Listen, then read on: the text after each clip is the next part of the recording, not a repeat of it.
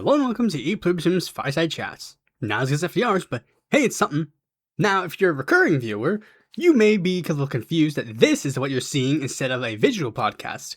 Well, don't worry, you did not mistake, and I'm not taking this quiz without you seeing the quiz.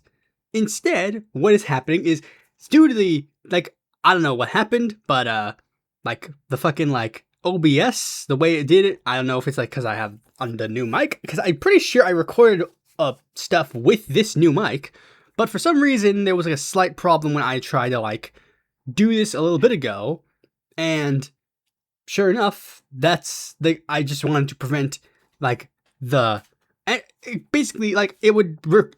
new mic, I think, records literally the audio out of the speakers of this thing, and also, records, the one from the actual, video from the desktop audio, and there's a little bit of a problem when it gives you an echo, so I didn't want that to happen for any visual thing, and I also just didn't want to put any visual things on this section of the podcast, because, I don't know, I just didn't think there was a lot to do, but, yeah, so this is going to be, a mixed format, and also, I should have mentioned this at the beginning. Sorry that this episode got delayed to Tuesday instead of the usual Monday. It just, a lot of things happened over the weekend, and I just didn't have time to record it the normal times I usually record it. On any other day, I probably would have canceled the podcast entirely, but I done it a little too many times, so I'm gonna force myself to record this anyways. With that out of the way, let's get right into the news. The first news story is coming from Russia, where Russia has officially done the unthinkable to an extent, where a Russian court has banned the only anti-war party from standing in its upcoming parliamentary elections. For those who do not know, if you haven't been paying attention to Russian politics, I don't know why you wouldn't be paying attention to Russian politics, especially considering, all the things that have been going on as of late with Russian politics. Basically, Russia did a little bit of a invasion of Ukraine, and also they're a bit of an authoritarian, autocratic regime. So basically, most, if not all, of the countries all the parties in the country are effectively controlled by Putin. Most of them, most if not all of them, are either directly controlled by Putin or have basically bent the knee to Putin in order to actually, be that. There have been Putin's rise to power has been very big and notable on the national scene. We've all been paying attention to Vladimir Putin's rise to power. And Putin's, power grab has been, insatiable.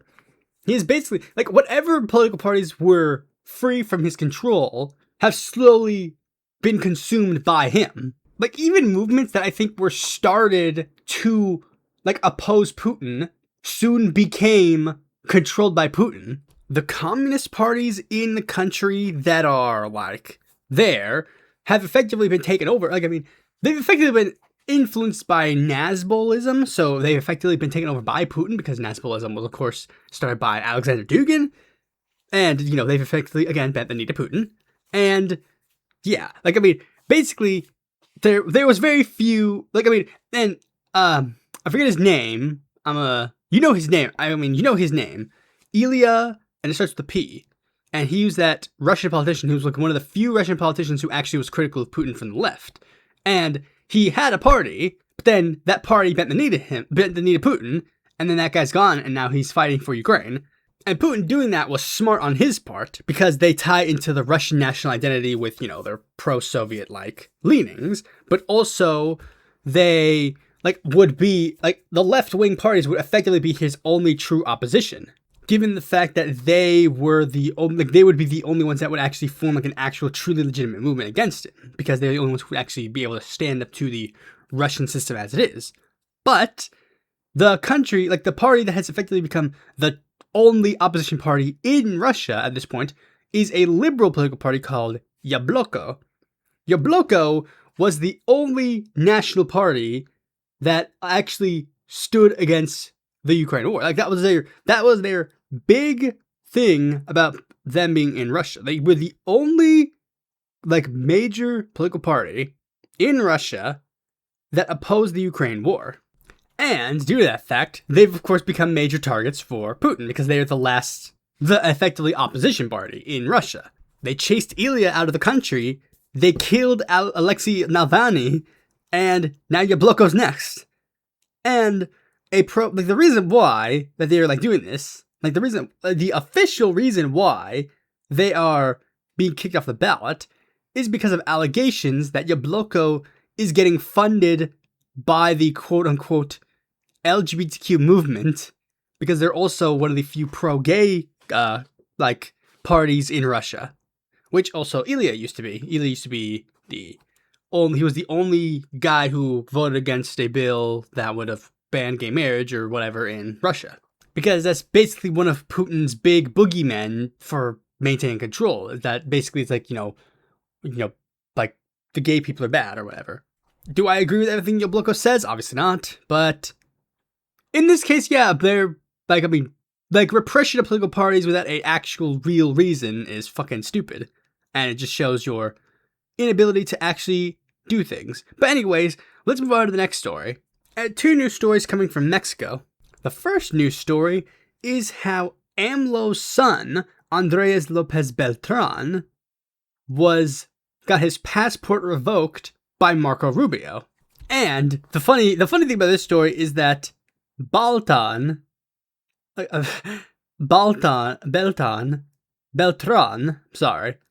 he basically, he decided to do something funny, where it's he actually went to appeal to Donald Trump himself in order to get the support, to get his passport back.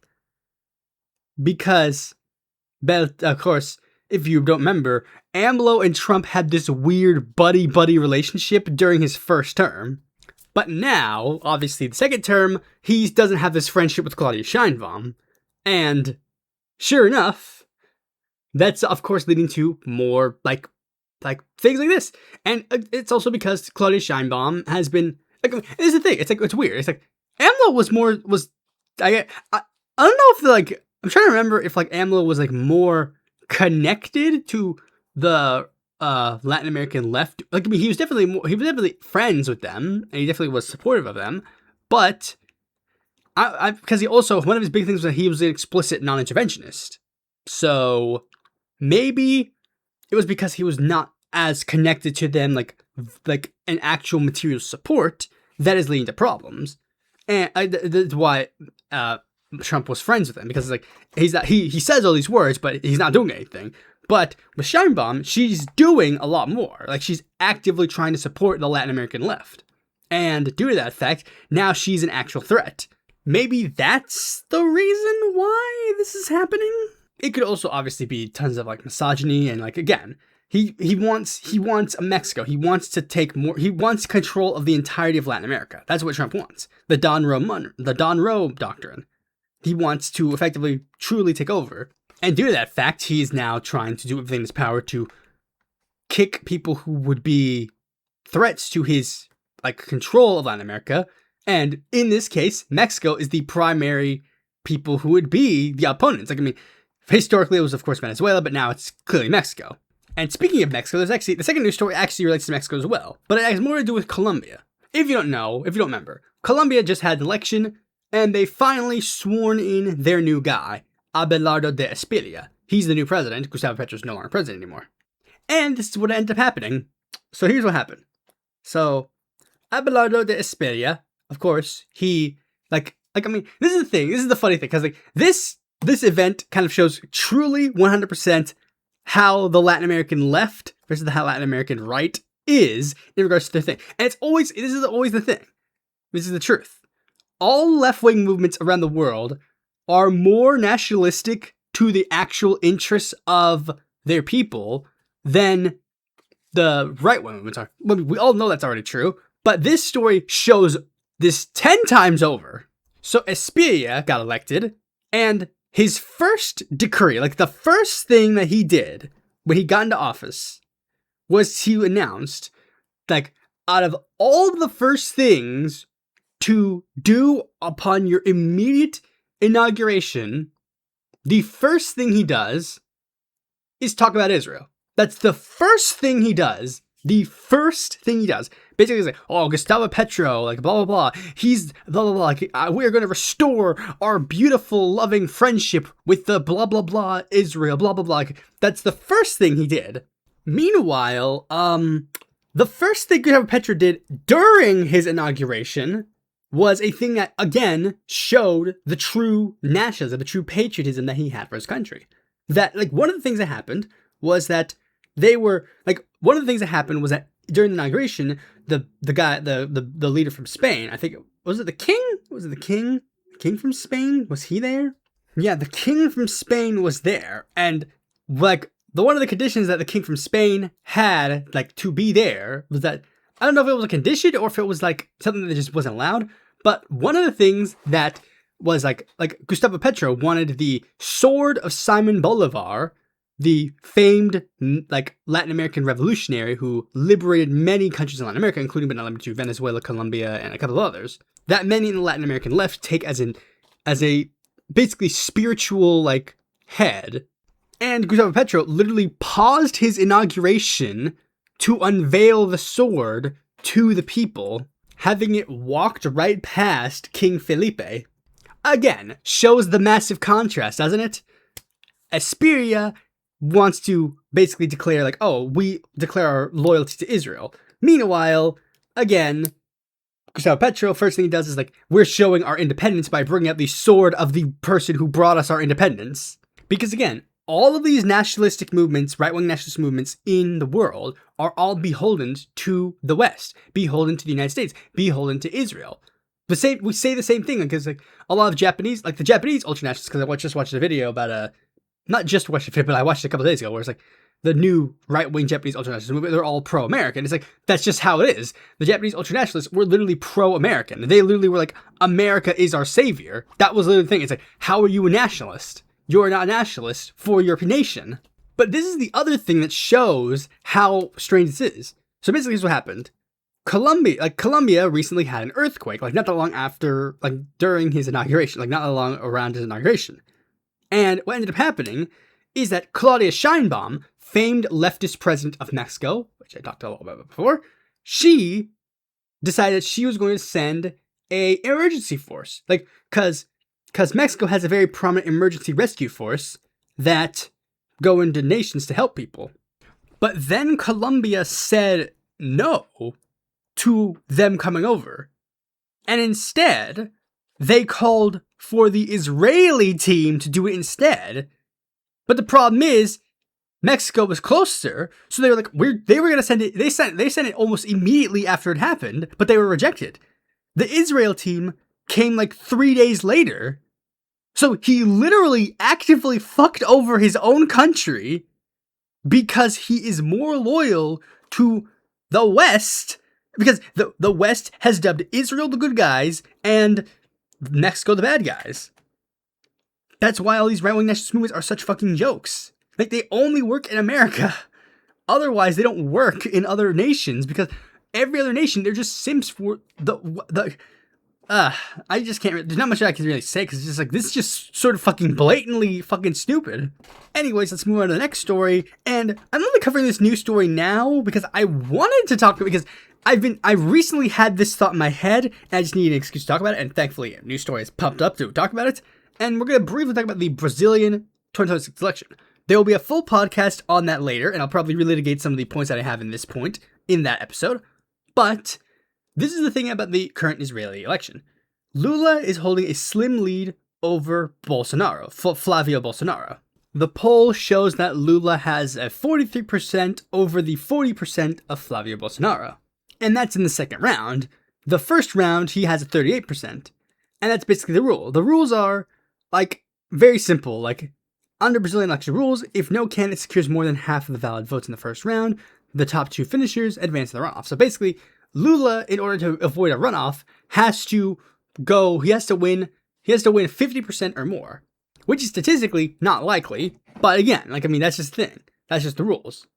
And again, what's important about this? What's the importance of all of this? Well, it's because I'm having a slight bit of concern for Lula. I mean, I don't necessarily think Lula will lose. I'm not saying that. I think Lula will win. But I have one small element of concern in regards to Lula that I think a lot of you, I'm gonna give a lot of you guys the same anxiety. So, to explain this, let's briefly talk about the 2022 Brazilian election. If you remember, Lula and Bolsonaro, Jair Bolsonaro, they were the two runoff candidates. And they were, of course, the largest candidates in the first round. That was a big thing. They were the first candidates, they were the major candidates in the first round. And most of the other candidates did not make it, like, I mean, a lot of the candidates obviously did not make it to the second round, but a lot of the candidates didn't even reach over at least 1% of the votes. But there were two candidates that did. Ciro Gomes and Simone Tebet. They both got a little, like, around the same amount of votes, like 4% and 3% for, Tebet and Gomez. And then when the runoff came, it was 50 to 49 for Lula and Bolsonaro, compared to the first round of 48 to 43% for Lula and Bolsonaro. You see, there were two things that a lot of people pointed out that were, like, confusing, that were, like, a little bit concerning for a lot of people, because this is the thing, because, like, I remember when this thing happened, and people immediately started calling shit to Ciro Gomes and saying, like, oh, Ciro Gomes, you spoiled the election. You spoiled the election. Because if Lula got the 3% from Ciro Gomes, then he would have immediately won. And and whenever that happened, I tried to point out, like, no, this is a two-round system, so a spoil effect isn't anything. But no, there is a problem of spoiling an election for a runoff system. Kind of. But here's the thing. Here's the problem that I'm having with this. Like, I mean, I'm putting this out here, but, like, we'll put a pause and talk about Brazil for a second, and then move on to talk about Chile. Just want to briefly mention Chile. In 2021, Chile has a very similar system. Most Latin American countries have a similar system, and Chile has it as well, where Chile has a two-round system. And in the first round, there were a couple of candidates that actually did well. I mean, okay, so there was Eduardo Artes got 1%, MEO got 7%, Yana Provoste got 11%, Sichel got 12%, Parisi got 12%, Boric got 25%, and Kast got 27%. Then, second round, of course, Boric got 55%, and Kast got 44%. But then, if you remember, in the 2025 Chilean election, that the results did not turn out so well for the left. But you might be wondering, why? Why did these results change so much? Well, here's actually a very important thing that I need to mention about the Chilean election. In the Chilean election, there were multiple candidates of multiple different fronts. Like, again, I'm saying 1, 2, 3. There were 5, like, let's just say 5 candidates that were really, really big. And they had 2 left-wing candidates, or at least 2 candidates that represented the political left. I mean, technically they had 4, but in a real logistical sense, the left-wing candidates were Boric, and, like, Boric represented the real left, and Provoste represented the, like, center left. Meanwhile, in 2025, there was only one left-wing candidate, Jara. Well, again, Artes and Mio were there, but they got less, they got 1% or less.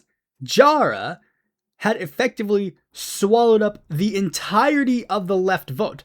She basically swallowed up basically a vast majority of the left vote. That is the problem with spoiler elections. That's the problem with spoilers in systems that are runoff related, where you swallow up too much of your support. That there is literally if you swallow too much of your support immediately, then you're gonna have a problem because you've effectively reached your peak. And we had this example for Americans. Remember where Peltola kept winning like multiple times in fucking Alaska? That was because they kept running Sarah Palin. They kept running candidates that were super well known.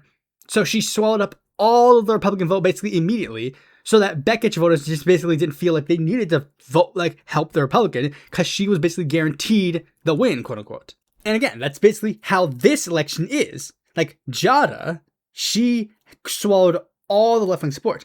And a similar thing happened in the most recent Colombian election, where there were left-wing candidates that opposed Cepeda, but at the last second, they all dropped out and then endorsed him. That's not a good thing. That's not the point. You have to turn out your supporters in the first round and then actively support your guy in the second round. That's how it's supposed to work. Because if you don't do that, then you can't, that might sound counterintuitive, but that's just how it works in a runoff system.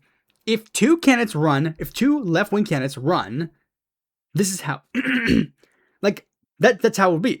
Provoste, she turned out 11% of the people. She got 11% of the people to back her. And now she can convince all those people, hey, support Boric. And that's exactly what happened. Who was Jara actively courting in the second round? Nobody. But Cast could say this about Kaiser and Mathé, both of whom got 12% of the vote. And that's what happened in Brazil in 2022. Lula was able to actively court the two largest candidates who opposed him. He literally got the endorsement of both Gomez and Tibet. And meanwhile, I'm just going on the Wikipedia page to look at the candidates that are available in this upcoming election, and let me just list the ideological framings. Okay, so there's Lula, big left-wing candidate. There's a smaller right-wing candidate. A smaller but noticeable right-wing candidate. I guess I'll just say their ideologies first. Okay, so Lula, of course, left-wing, right-wing, left-wing, left-wing, right-wing, right-wing, right-wing, left-wing, right-wing, right-wing. I would say right-wing, right-wing, and left-wing. I guess Avante is more of a centrist party, but yeah, broadly, I'll just say slightly left-wing. And they might say, well, that sounds interesting. A lot of left-wing candidates in this election, are they? Yeah, but are any of them notable? Let me just look through all the left-wing candidates and just let me tell you. Okay, Lula is notable. Hertz Diaz, who is he? I don't fucking know. Edmilson Costa? Who the fuck is he? I don't know. Rui Costa Pimenta? Who the fuck is he? And lastly, Samara Martins. Who the fuck is she? No one knows. These are not people who are prevalent enough that could give Lula a block. Lula has swallowed all the left-wing vote. He's gonna swallow all the left-wing vote in the first round. He needed a big left-wing candidate to help him. One of my main things that helped me predict the election results of the election of both of the Brazilian elections. I really only predicted the first one really good, but the only thing that really helped me is literally just counting the percentages of all the people. Again, I know that's assumptions, but let's just think about it. First round support for this recent poll, 38% for Lula, 31% for Bolsonaro. All right. Let's just add the explicitly right-wing candidates to his vote total. 31 plus, let's just see, 2 and 4%. 2 and 4%. That's 37. That's pretty close. And let's just assume that some of the other people are not necessarily, again, the big name candidates align more with Bolsonaro than Lula. That's the concern. Now, is Lula perfect enough that he could actually just pull through regardless? Maybe. I don't know. Anyways, let's move on to the last news story. And we're just going to be talking about the recent elections that happened on the 11th of August. Because there were some interesting elections that happened. I just want to give some updates on some races that happened. Okay, so first I want to talk about Connecticut. Because what happened in Connecticut was a fucking extremely thing I just did not see coming. So in the 1st congressional district, a candidate named, the incumbent Democratic representative, John Larson, lost. And apparently, a lot of people saw his race as a dead-on-arrival race, and just never told me. In retrospect, it makes sense. Being an 80-year-old representative who had a partial seizure on the House floor kind of would make people think, maybe we should vote for someone else. And yes, that did happen. If you remember, there was a video of him where he just stopped talking randomly during a House speech, and it was just stared blankly into space. That was a seizure. So basically, it was just a matter of anybody who has a pulse can get the nomination. Now, the guy who did win was a mayor by the name of Luke Bronin. he's not that impressive. Like, he's supported by Pete Buttigieg. He does call for the abolition of ICE, but yeah, I mean, it's just like, I guess good on you for replacing an old dying man with a not dying man. That's pretty cool. But I also learned another funny, interesting thing that happened in this race was that the Working Families Party apparently stumped for Larson. Wow, such a great progressive insurgency organization stumping for John Larson.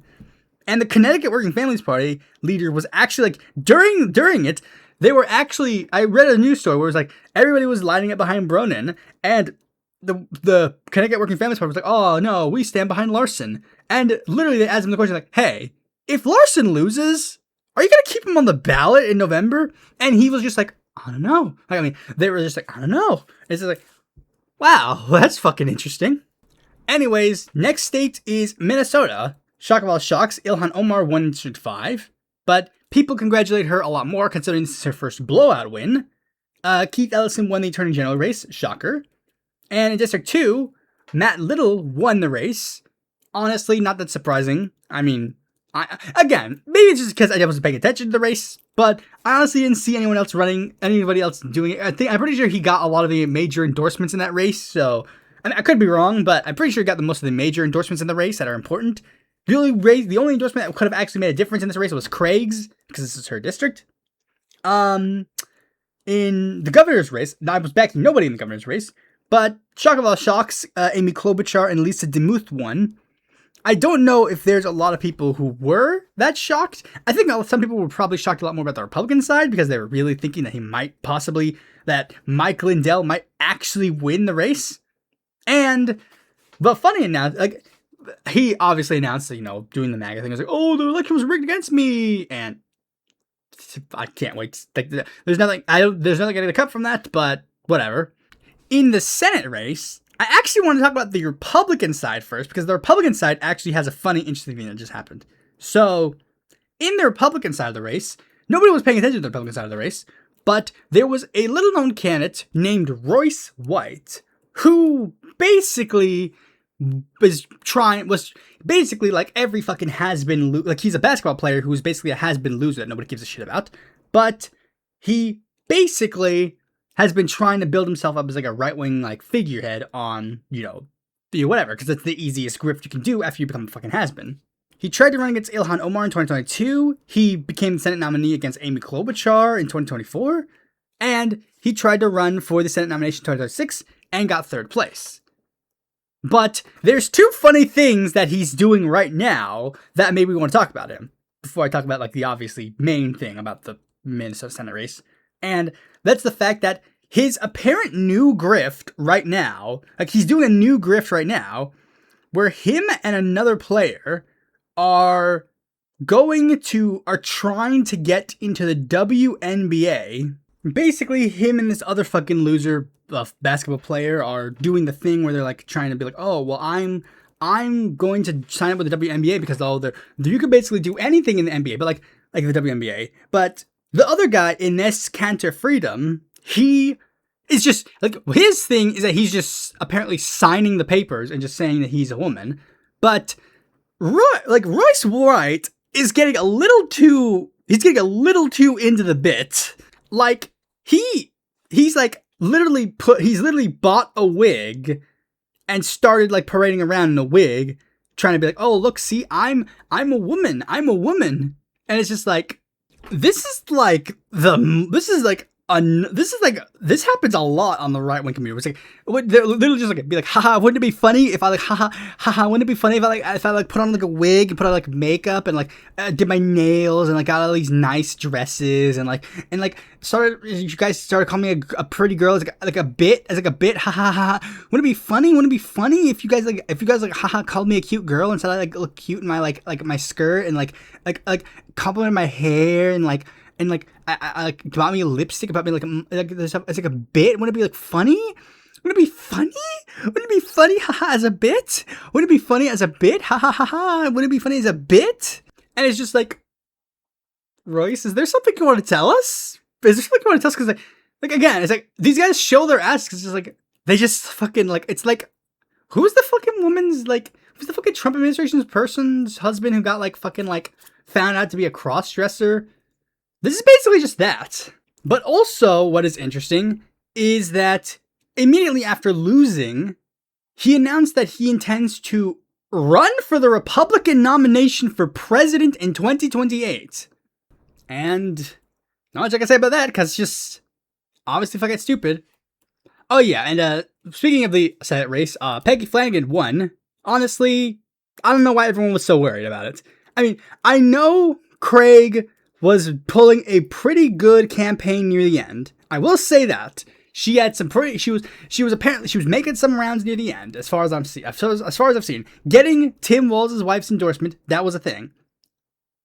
But her many campaign missteps in the past were just a little too much to bear. I just don't think she really had any path to victory the second she said that John Hoffman is a dirty liar trying to smear my campaign. Like, bro, the second that happened is just like, you're done. You're done. And yeah, I literally have no fucking clue what she was thinking about that. And I saw someone, like, I brought this up, and then someone did say, like, well, yeah, but, like, what are you supposed to do to not, what else is she supposed to do in this situation? It's like, don't ask for his endorsement.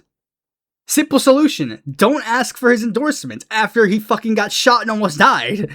Don't put yourself in the situation that would lead to this in the first place, is the simple solution. And the biggest thing is, like, that not only killed her chance, like, I think that killed Angie Craig's chance to be in the Senate, period. Because I don't think that she's going to be able to run in any other seat after this fact, because, again, they're going to bring up that same point again.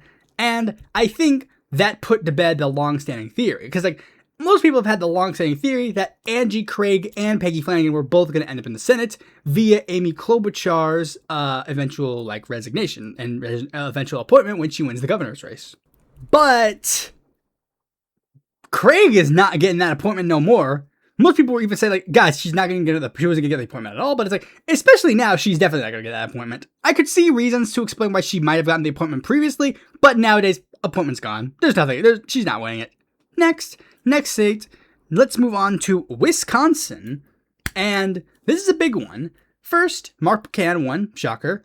But obviously, the real big contention is, of course, Francesca Hong's loss. She did lose. That is a thing that happened. And, as is always the case, her losing means that the ghouls in the media are now rushing to say DSA's rise is over, ignoring the fact that there have actually been a couple of down-the-ballot DSA candidates that did win in Wisconsin, but shh, let's ignore that part. And again, most people are going to hyper-focusing on Francesca Hong's loss. And I think a lot of people on the left Twitter are also kind of like hyper-focusing on her loss. But like, guys, let's think about this. Francesca Hong was a nobody state representative who, throughout the entire race, consistently polled above 2 lieutenant governors. And even after there was a massive effort by the Wisconsin Democratic Party to coalesce behind one guy, which happened after the incumbent lieutenant governor dropped out, a random nobody had to re-enter the race with the backing of the incumbent governor, and the former lieutenant governor dropping out, like, after the field was effectively cleared for him. I'm not saying, like, they did, like, because they did ask Mandela Barnes to drop out, but I'm not sure that, like he was, like, actually, like, part of the groups or movements or whatever. But it's like, I mean, because, like, there's one thing you gotta say, like, notice how he says, like, it's very clear who's gonna win the primary, and then magically doesn't say Francesca Hong's name in that video. Interesting. But again, like, think about that analysis. The 2 people who were seen as the other leading candidates in the race had to drop out. A random guy had to come back in and had to get the incumbent governor to start holding rallies with him and parading him around to say, like, no, back this guy, back this guy, back this guy, back this guy. You need to back this guy. Fuck Hong, back this guy, back this guy, back this guy. He had to keep doing that. Like, that had to, like, even with that, she only lost by 4,000 votes without the endorsements of Bernie Sanders, AOC, and the National DSA. if she had those endorsements, that'd be one thing. And it's like, oh, she had all this national momentum behind her. But no, she didn't have this national backing behind her. The national movement did not talk about Hong. Like, they barely talked about Hong. Her highest profile endorsements were Ro Khanna and Ilhan Omar. And despite that, again, she only lost by 4,000 votes.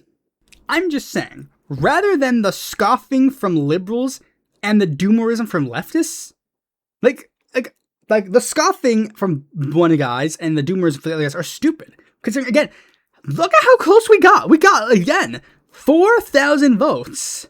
And again, it's just like, a lot of people are, again, the weird, like, I mean, because, like, again, like, literally just randomly, it's like people, like, scoff, like, oh, I think Francesca Hong was so, she was so informed, she was just talking about, like, blah, blah, blah, talking points, blah, blah, blah. It's like, guys, again, like, it's like, this is a repeat of the left is not allowed to win argument that a lot of me and right-wing Democrats have. Abdul Al-Said wins by 14,000 votes, and they say, the DSA movement is dead, and we have to pivot to and they have to pivot to the right. With such a small, tiny, teensy-weensy progressive, like, with a that was a very eensy-weensy percentage between him and, fucking Haley Stevens. Due to that fact, he has to pivot to the right, and he has to abandon all of his DSA credentials, blah, blah, blah, even though he was never a member of DSA, he has to abandon all of that stuff just to appease them. Meanwhile, Francesca Hong loses 4,000 votes, and all of a sudden, the entirety of the media establishment says, oh, the Democrats have to abandon DSA, they have to ruin DSA, like, DSA is over. If you said that Francesca Hong was going to barely lose the nomination of the race when she first entered, nobody would have taken you seriously. I sure as hell would not have taken you seriously. I was like, Mandela Barnes, he's a good candidate. I mean, yeah, cool. Francesca Hong would have been nice, but, I mean, she's not going to win at all. So, I mean, Mandela Barnes is probably the most realistic chance of winning. And sure enough, like, again, like, look, I knew that her win was a long shot in my heart of hearts, and a lot of people were like, yeah, but like the polling, like, no, I don't fucking care. Dude, guys, socialist nominee for governor in Wisconsin. If the polls said anything else, would you have ever believed in a millisecond that she would have gotten within 4,000 votes from winning? And yet, despite that, here we are, 2026, a open socialist almost became a major party gubernatorial nominee in not only a swing state, but one of the most important swing states in the country. Rather than people simply dismissing her as quote-unquote ill-informed and non-charismatic, maybe a lot of people, especially liberals, should be thinking, how the fuck did this happen in the first place? Because that's one of the big things I get from all these liberals. Like, again, you're like, oh, she's uncharismatic. Like, I mean, there's a guy on our campaign, he's like, oh, she's uncharismatic and ill-informed. And it's like, okay, but like, again, this ill-informed, uncharismatic candidate got within 4,000 votes of winning. And that person themselves pointed out, like, Zahra Mamdani, Abdul Al-Said, they're charismatic, they won. So yeah, again, literally, all the problems with Francesca Hong were simple, small things, or literally the smallest things. Her campaign failures literally seem to be purely normal campaign missteps. Not being as charismatic or informed or whatever. Not running TV ads. Not getting high profile endorsements.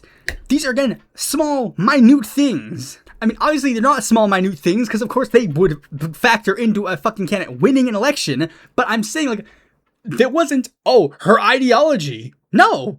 Her ideology. People liked her ideology. They looked at her and said, regardless of her being uncharismatic or being cringe, because that's one thing I saw from some fucking people. It's like, if a liberal did this dance, then they would have been seen as cringe because Francesca Hong did a dance at a campaign rally. It's like, who fucking cares? Who fucking cares? I don't care if a candidate is cringe or not. I care if they're going to end data centers. I care if they're going to give us health care. I care if they're going to lower the prices of groceries.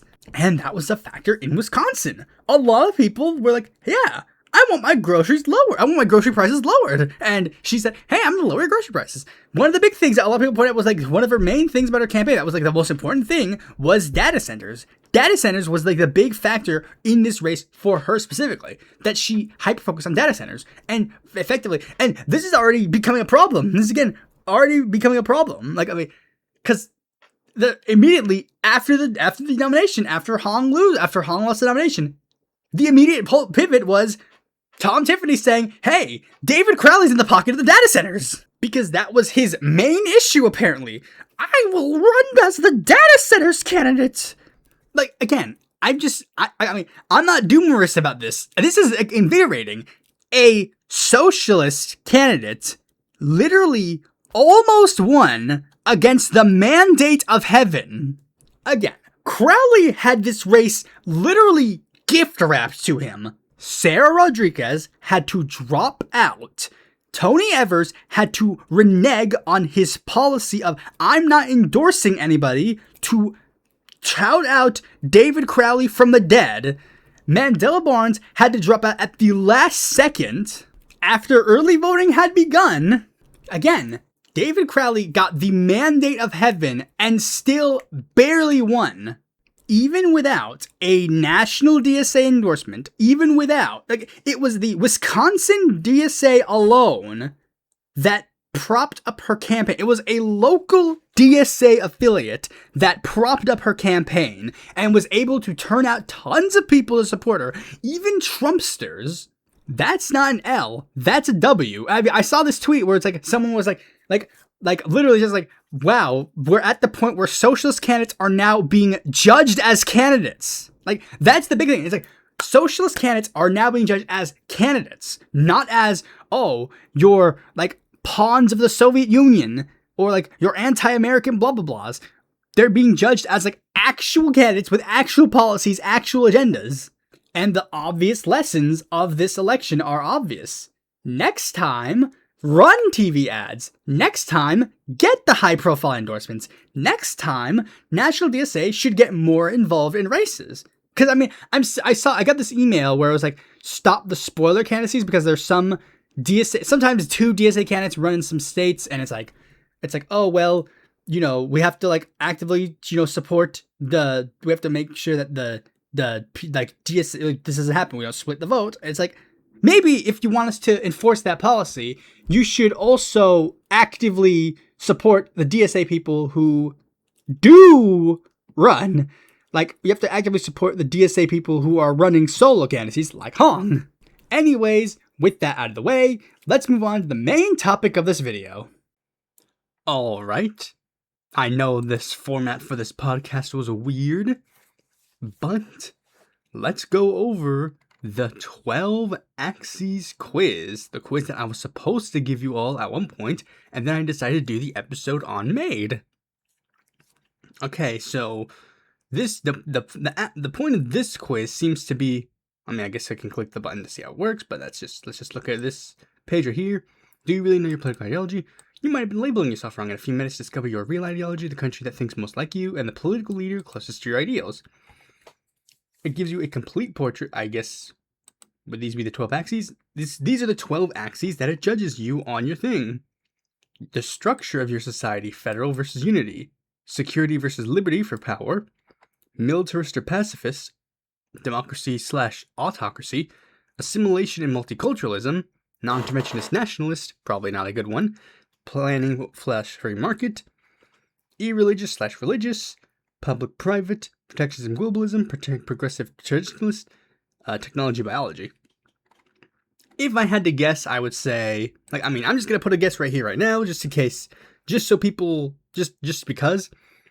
I think it's going to be, let's see, I think it's going to be maybe federal, democracy, slight liberty, multiculturalism, pacifist, non-interventionist, planning, public, protectionist, irreligious. This one might be a little bit more, like protectionism versus globalism might be a little bit closer.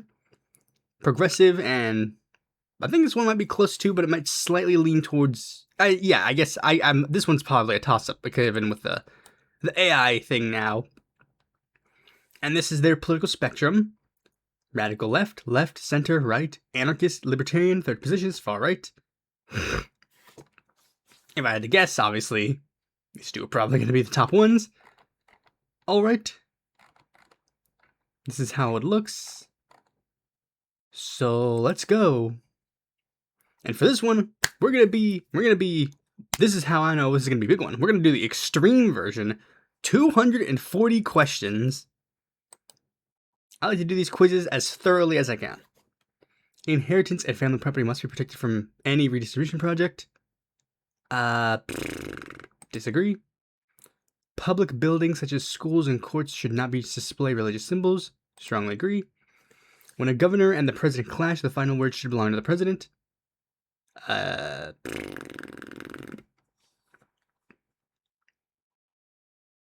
Neutral, it depends, because, sometimes president doesn't make the right decision at all. Such as that whole, find me whatever million votes or whatever. Not whatever million. Was it a million? No, it's find me a couple thousand votes. Cheap Chinese electric cars should pay tariffs to protect local factories. Yeah, strongly agree. Technologies that alter the human body, mind, or reproduction should be blocked.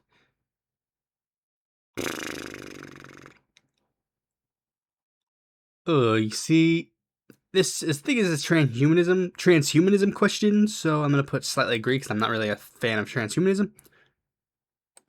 But then again, I also have your body, your choice thing, so I guess it's neutral. My country should avoid close geopolitical blocks and permanent alliances.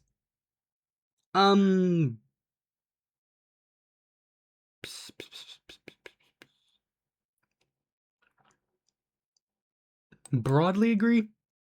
With competition, private companies provide better services than the state. Strongly disagree. Lab-grown meat is advanced that can replace livestock farming. Agree. Pesticides do more damage to the environment than they add to production. Strongly agree. Strategic supply chains such as medicines, chips. I guess no, that would just be slightly agree. Strategic supply chains such as medicines, chips should be protected from foreign competition. No. Solving Earth's problems come before spending billions on space. Strongly agree. Children and teenagers should learn about sexuality and gender without taboos. Slight agree. Religion gives a life meaning that no philosophy can provide. Strongly disagree. In areas dominated by crime through police operations and neighborhood-wide search warrants are acceptable. A single national school curriculum is better than each state teaching its own way. Strongly agree. Secret and universal suffrage is non-negotiable, even for poorly informed voters. Strongly agree. Disarmament agreements do more for peace than arms races. Strongly agree. Ideally, each people would live separately in its own territory without mixing cultures. Strongly disagree. Children of immigrants should also be able to study their parents' language in bilingual schools. Strongly agree. Public offices should be assigned by lottery among ordinary citizens, like a jury instead of elected.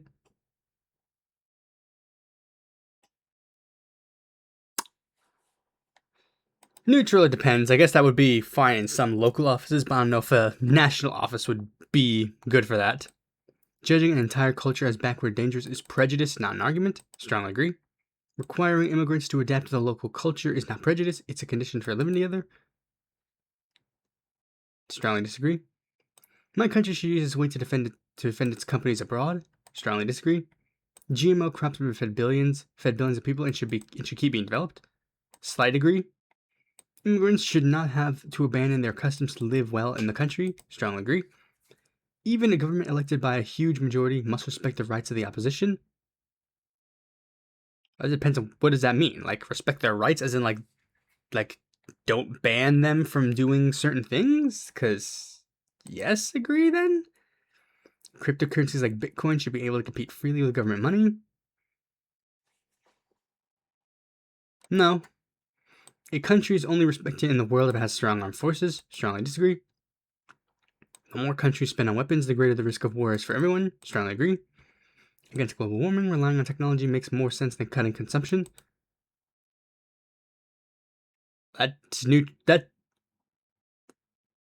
gonna put slight disagree because our consumption is just really, really bad. In regardless, no, I'm just gonna put strongly disagree because our consumption is just terrible. I guess there could be technologies that could fix things, but otherwise, the consumption itself is a very bad thing. And I say this as someone whose house has not been able to keep the fucking air conditioning on throughout the entirety of the hottest summer of the year. So yeah. Law-abiding citizens should be able to use guns to defend their home and family. Agree. Even in the face of a genocide in a neighboring country, my country should not get involved militarily. Neutral, it depends. The federal government should be able to overturn state and local laws that go against the national interest.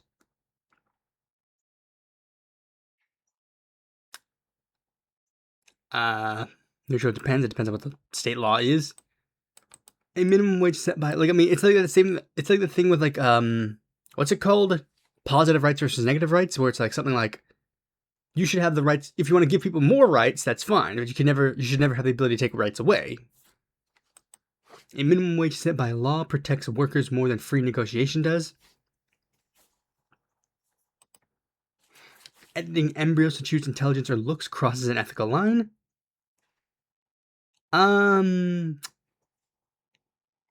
Yeah, that kind of sounds a little sussy. The government should be able to control exchange rates and money leaving the country to protect itself.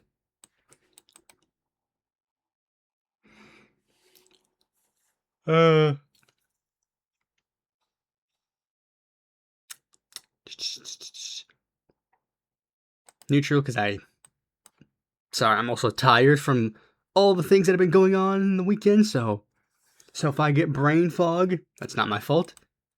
No one should be forced to unlock their phone for the police. Strongly agree. Military alliances end up dragging countries to wars that are not their own. Strongly agree. Racial quotas depend on division of color instead of overcoming it. Disagree. No country has the right to change another country's government. Strongly agree. The mix of languages and cultures in the same territory is a sign of progress, not crisis. Strongly agree. Purchases by the government and state companies should be given priority to national companies.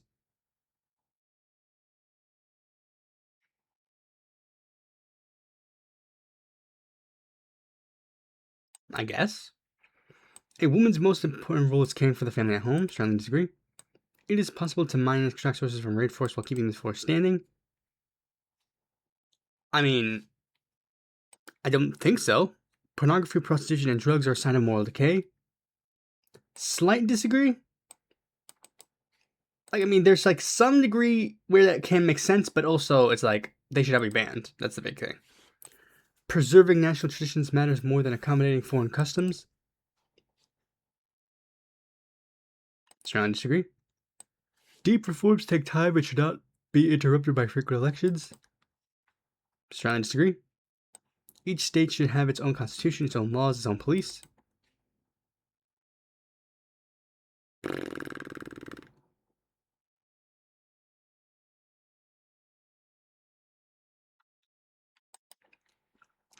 Pressuring other countries is legitimate when the national interest is at stake.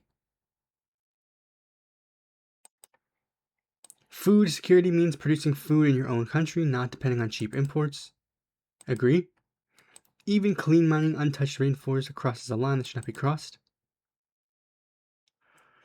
Neutral and sure, I don't really know the full details of clean mining. The government should be able to take down websites and profiles that spread fake news. I'm gonna put neutral because that's the big thing. This is the big thing. It's like, who gets to decide what is considered fake news or not? No, you know what? Because of that, I'm gonna put slight disagree. No, wait. Yeah, ultimately it's neutral. Ultimately it's neutral. Because it's like, yes, but also, what if that gets spun back to you? So, neutral and sure. No political or ideological cause justifies starting a war. I mean, on a broad national sense, agree. My country's privatization sold public assets for far less than they were worth.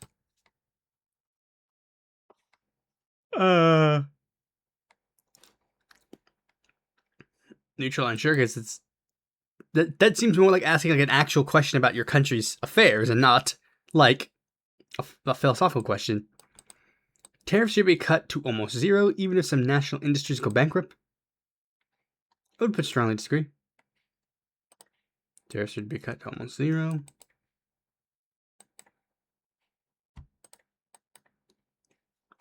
Espionage and covert military operations are legitimate tools of the state. Healthcare, education, and pensions should run mainly through private enterprise. No. Cities should be able to create their own laws, even ones that are different from national laws. No.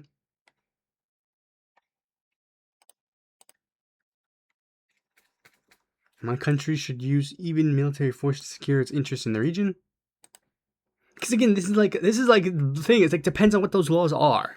My country should use military force to secure its interests in the region. Strongly disagree. Education and healthcare work better when run by local governments than by the national capital.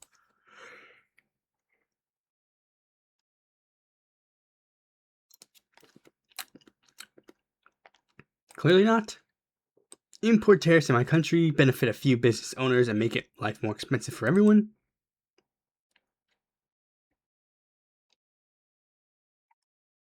Neutral, it depends. Voters should be able to remove a bad politician from office before the end of their term. Strongly agree. Some dictatorships develop their own countries faster than many democracies. I guess that's technically true. I mean, Lenin was a dictatorship of the proletariat, and I assume Stalin and Mao did developments of their countries. When the market excludes the poor, the state should take over the service directly. Yes. Trade blocs such as the EU and Mercosur bring more gains than losses. Depends. Civilian access to firearms should be severely restricted by law. Disagree. Like, not severely restricted, maybe some restrictions, but otherwise not complete. A ruler who develops results deserves to stay in power for as long as they are capable. No. Racial quotas correct the historical injustice and are still necessary. Yes. Those who have money should be able to send it abroad without asking the government's permission. Yes. Immigrant neighborhoods that live closed off their own culture create problems in the country. Disagree. Healthcare, education, and security should follow strong national command. Slight agree. The government, The government should plan strategic sectors such as energy, housing, and industry.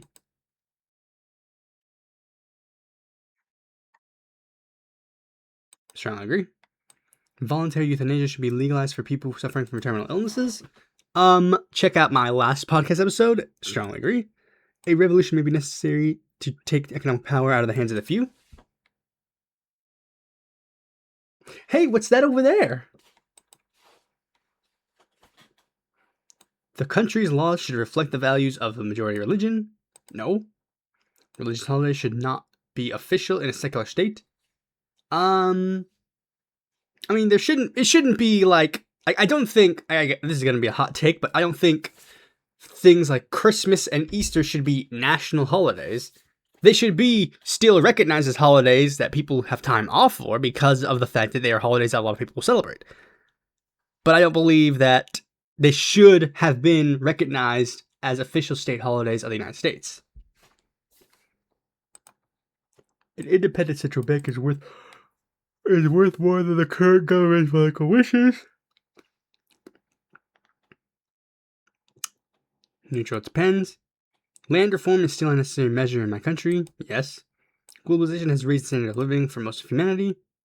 I would say disagree because there's still, some people have greatly benefited, mostly from, the West even, but overall, I don't think that a lot of people have reached the benefits of so-called globalism. AI and automation are welcome, even if they eliminate many of today's professions. Strongly disagree. Fuck generative AI. A country advances more with a competent leader than with hotly contested elections all the time. Strongly disagree. Keeping military bases in other countries is a waste of money. Strongly agree. All drugs, including cocaine, should be legalized for adults.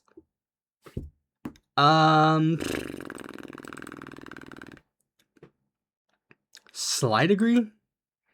Exploring space, colonization, and other planets is a natural destiny for humanity. Maybe if we're being good boys, then we can maybe get to explore space. Religious faith is part of national identity and deserves protection. See, you fail me when you get to the national identity. Indigenous and traditional communities should be able to live under their own rules within their own territories.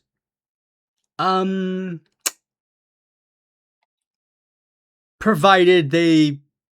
I'm just gonna say agree. A minimum wage is too high, destroys jobs for the poorest. No.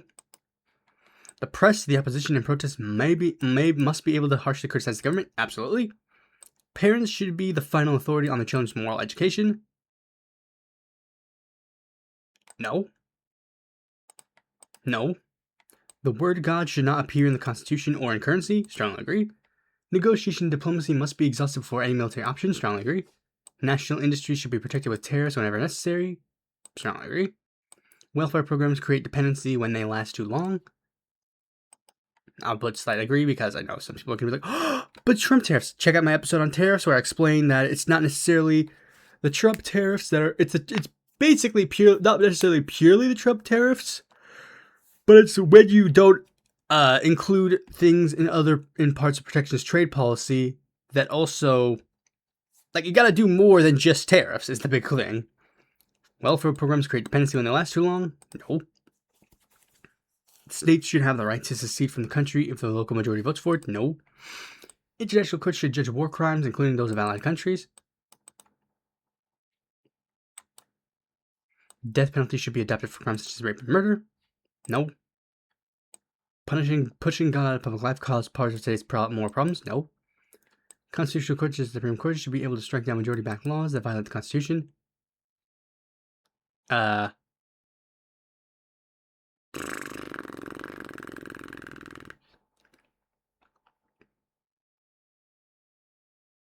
Except put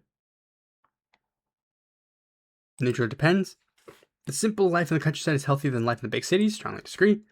Religion is a personal matter and should not influence public policy. Strongly agree. A government of experts chosen by merit would be better than elected politicians. Slight disagree. The people who should be able to overturn laws by referendum without depending on the legislature. Strongly agree. A monarchy can give a country more stability than constant elections. Strongly disagree. Free elections must be kept even when they elect bad governments. Strongly agree. Separatist movements should be treated as a crime against the country, a unity of the country. Depends.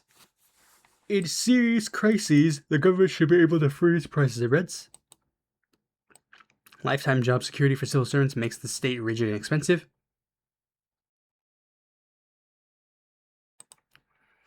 Great fortune should pay more taxes to fund public policies. Countries that defend their interests firmly are more respected.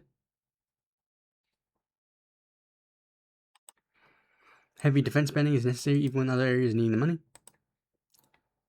No international treaty should account for more than the national interest. Taxes and public services should be decided as close to the local population as possible.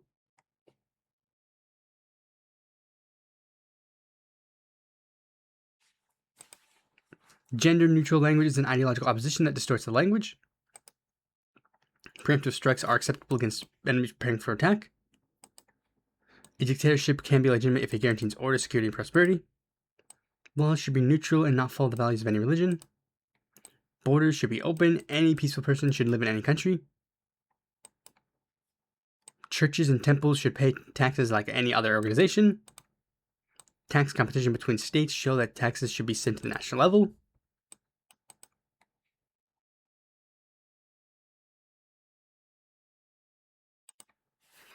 My country should produce domestically everything it consumes, even paying much more for it. I guess not everything, but for the most part they should.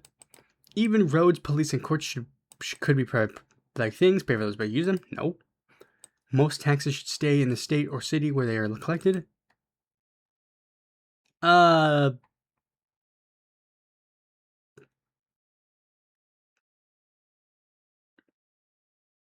guess. Freezing prices by law causes shortages, queues, and black markets. The state should subsidize strategic industries such as semiconductors, steel, and defense.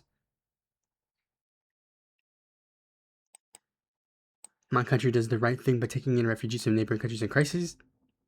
States, cities should be able to defy the federal government decisions when the local population disagrees.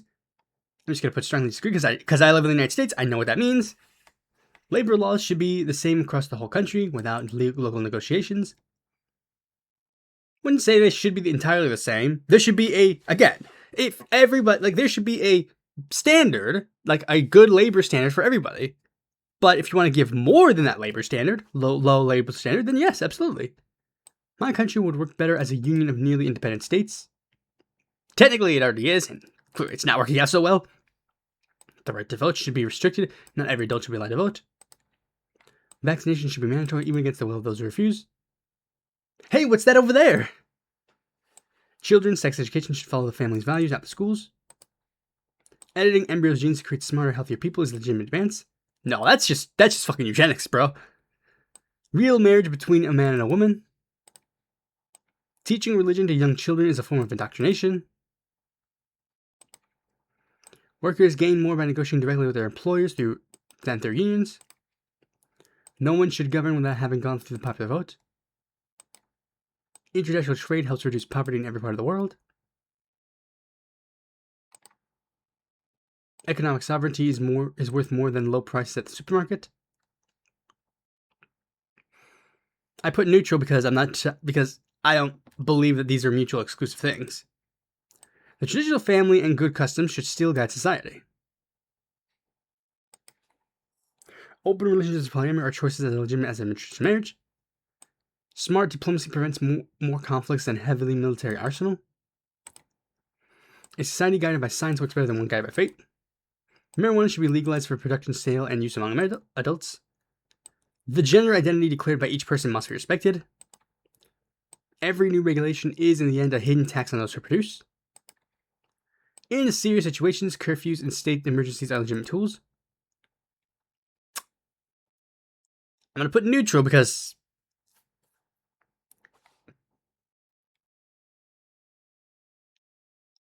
Okay, in some cases, I'll just say, in some serious conditions, fine.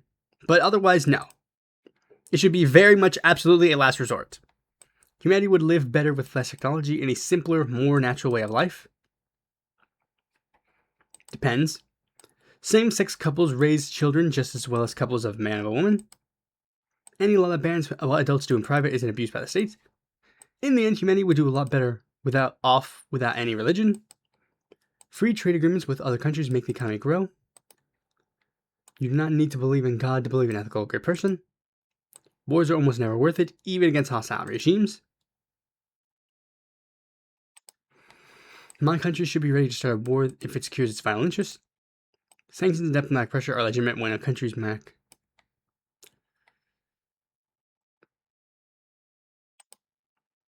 Those who immigrate to a country should learn the language and adopt the local custom. It is better to let a guilty person go free than to convict an innocent one.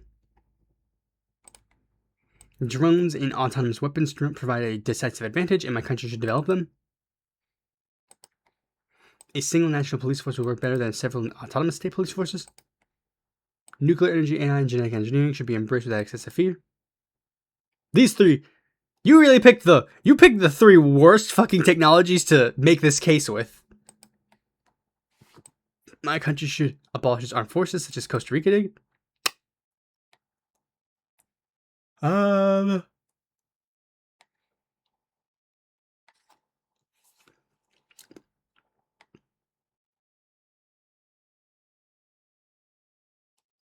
Maybe, depends on how you mean. I think if we abolished the military and then formed a new thing that was way better, then maybe, I think ultimately there's at least should be some form of defense forces, I think. But otherwise, yeah. Closing the borders may be necessary to preserve a country's cultural identity. Most voters vote without understanding the issues that are at stake. Too many imports destroy national industry and create unemployment. The human body should not be enhanced with chips and artificial modifications. Mostly because I'm just gonna put slight disagree because it's not my choice. Your body, your choice. Just neutral because it's your body, your choice. I don't really fucking care. My country should remain neutral in wars, even under pressure from allies. As much as we can, yeah. In serious crises, a strong leader should be able to govern without depending on the legislature. Factories, banks, and large companies should belong to the workers or society, not to private owners. Governors and mayors should simply carry out the central government's orders. A society organized by assemblies without professional rulers could work.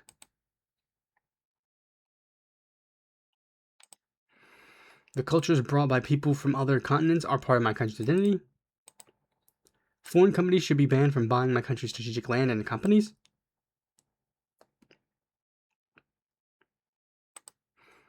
Abortion is wrong because it ends human life. Peace only exists when the enemy knows the response to an attack will be devastating.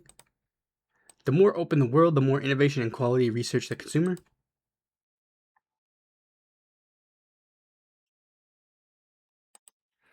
Brain implants and prosthetics expand human capacities are a legitimate path. I'm just gonna say it's stupid, but again, your body, your choice. What adults do among themselves, drugs, gambling, prostitution should not be police matter. The country should have its own arms industry, not depending on buying from abroad. The central bank should be abolished, leaving money and interest rates to the market. Nudity in film art and the beaches should not be scandalized anyone. Global warming is an emergency and demands immediate changes of our way of life. Embargoes and sanctions almost never work and end up punishing innocent civilians. Slight agree. A multicultural society should live with several languages in everyday life. Mandatory military service makes citizens more disciplined and patriotic. If a neighboring country threatens its citizens or companies, my country should react harshly.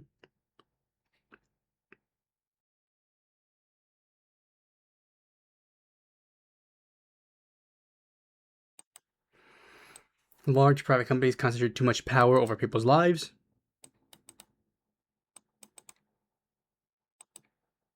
Influencing neighborhood government is acceptable when it increases my country's security.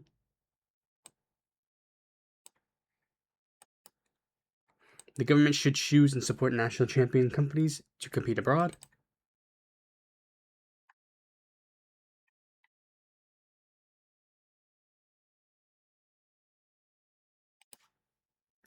My country should exercise political leadership over its region. Some cultures and people have customs incompatible with a free society. Broadly disagree. The free market sets prices and wages better than any politician. Reducing meat consumption out of respect for animals is a moral advance.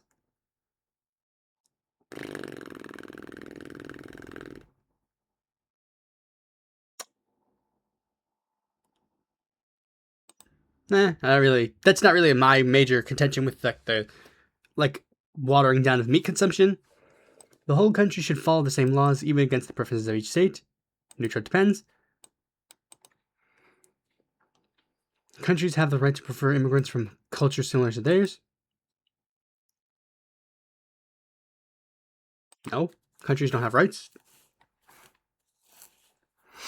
Preserved nature is worth more than accelerated industrial growth.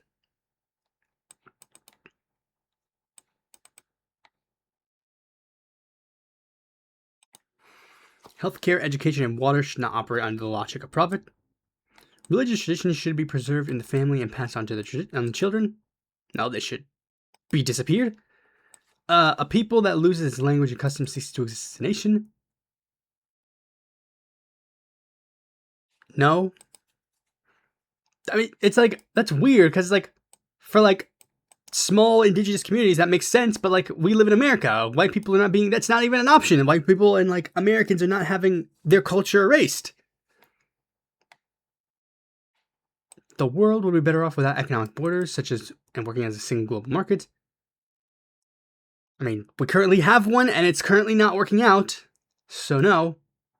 In a recession, the government should spend more to restart the economy, even if it increases the debt. When the laws of men contradict the laws of God, the law of God comes first. God's not real. An economy fully planned by the state would work better than a free market. I don't think it should be either or, but this would be preferable. The UN and international organizations should have more power to prevent wars. Illegal immigrants should face mass deportation with no exceptions. Foreign investment creates jobs and brings technology to the country.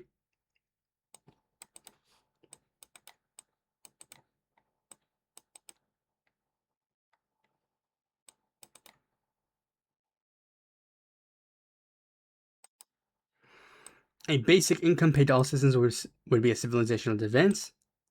Freedom of speech must apply to even extremist and offensive ideas. Conflicts between countries should be resolved by international organizations, not by great powers. And the state is almost always less efficient than the private sector. The state should be given the monitor to digital competition to prevent terrorism and organized crime. The idea of a national identity is outdated. We are all citizens of the world.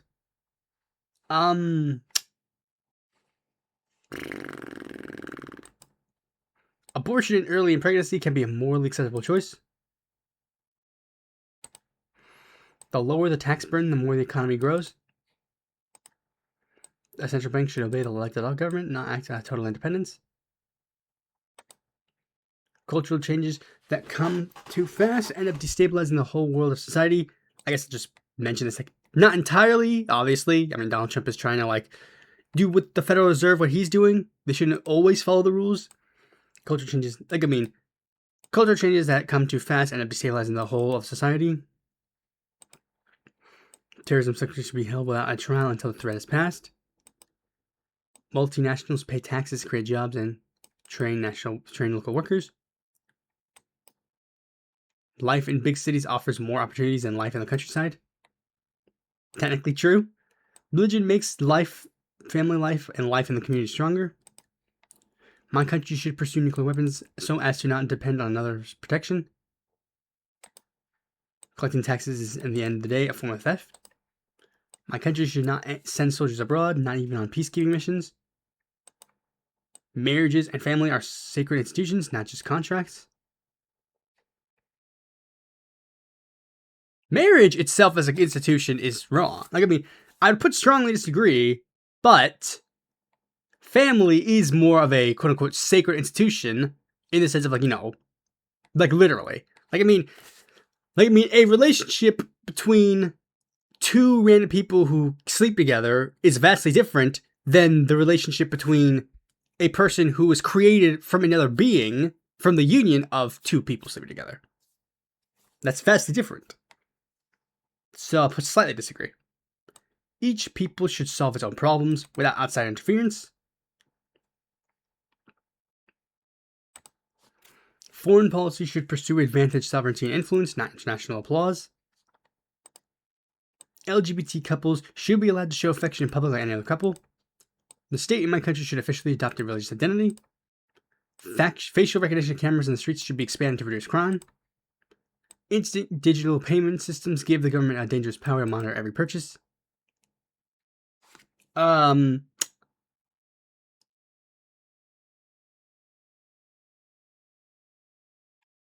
get what it's saying, but I'm just going to put neutral. Prostitution is a job like any other and deserves the same respect. Private property must be protected even when it generates great inequality. Regions with a strong cultural identity should have more political autonomy.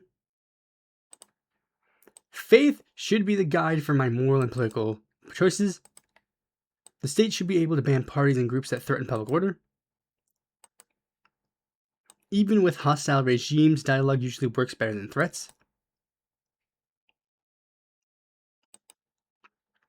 The government should limit imports.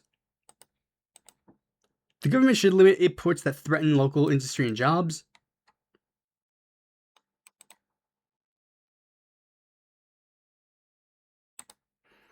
A society that welcomes different customs becomes richer and more creative. Public development banks are essential for the country's growth. Companies should be able to hire, fire, and set prices with minimal interference. Strategic state-owned companies such as the National Oil Company and Postal Service should remain under public control. Okay, this will be strongly agree.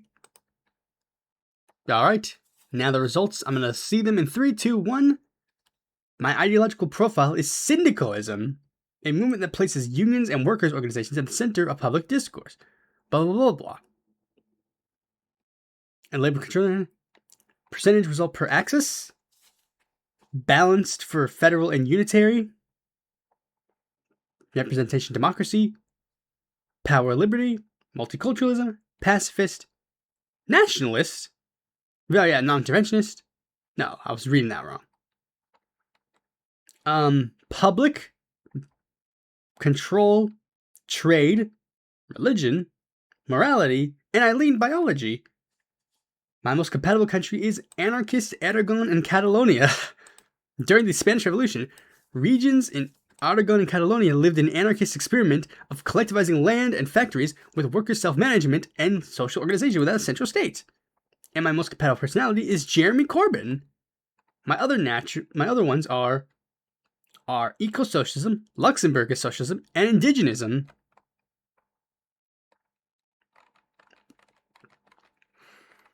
Man reads one Magan book. That is funny. That is like, man reads one Magan book and is suddenly called an anarchist Aragon and Catalonia.